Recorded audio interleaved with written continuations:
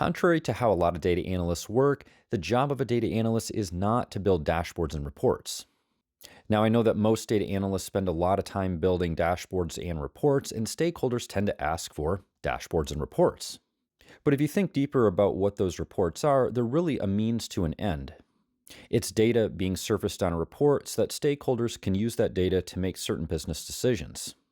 So, the job of a data analyst isn't really to build dashboards and reports, it's to provide insights into solving business problems. The problem is, a lot of those dashboards don't necessarily provide insights, it's just data on a screen, and they don't necessarily solve the real problems that need to be solved in the business. To solve those real problems, data analysts need to do the true function of the job. This means, first, understanding the true problem that the business is facing. Now, it's really important that you get to the root problem that the business has because a lot of times what you're going to hear is symptoms of a problem, and that's not the same thing. Second, after understanding the root problem, your job is to perform investigations, and you'll likely do this by looking at data, but you'll also do it by process mapping and understanding the business, the customer, and the products.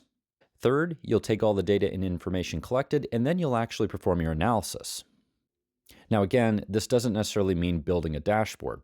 And fourth, you're going to take that information and you're going to provide it back to the stakeholder in the form of recommendations, and you're going to supply the appropriate context along with the data that you have.